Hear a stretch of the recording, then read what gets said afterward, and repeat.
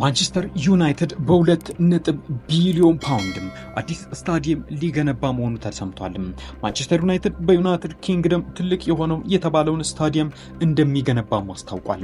2 ቢሊዮን ፓውንድ ያወጣል የተባለው አዲሱ ስታዲየም ኦልድ ትራፎርድ አካባቢ የሚገነባና 100,000 ተመልካቾችን የመያዝ አቅም ያለው ነው ተብሏል።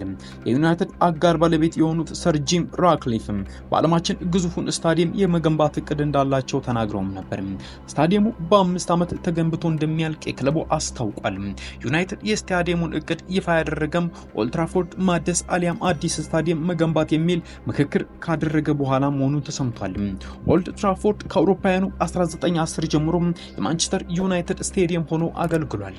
የስነ ህንጻ ኩባንያው ፎስተር ኤንድ ፓትሪንሰን ስታዲየሙ የዣንጥላ ቅርጽ የሚኖረውና ግዙፍ አደባባይ እንደሚኖረውም ሲያስታውቅም አልፎም ዘ ትራይደንት የተባለ ከ40 ኪሎ ሜትር ርቀት የሚታይ ማማዎች ይኖሩታልም ሲል አክሏል።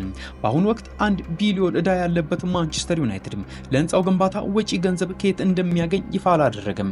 የክለቡ ዋና አስፈጻሚ ኦማር ብራይድ ግንባታው የምናከናውንበት ገንዘብ እንደምናገኝ እርግጠኛ ነኝ ሲሉም ተናግሯል። ማንቸስተር ዩናይትድ የአዲሱ ስታዲየም ግንባታ 92,000 የሥራ ዕድሎች እንደሚፈጥርና 17,000 አዳዲስ መኖሪያ ቤቶች እንደሚገነቡ እንዲሁም ለዩኬ ምጣኔ ሀብት 37.3 ቢሊዮን ፓውንድ እንደሚያስገኝ አስታውቋል።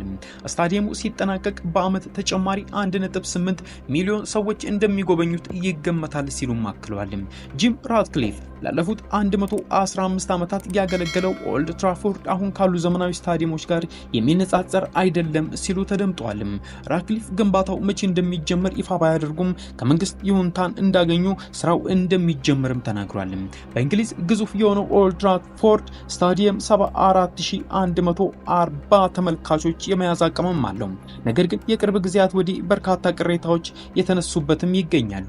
ስታዲየሙ ከአውሮፓውያኑ 2006 በኋላ ትልቅ የሚባል ማሻሻያ ተደርጎበትም አያውቅም።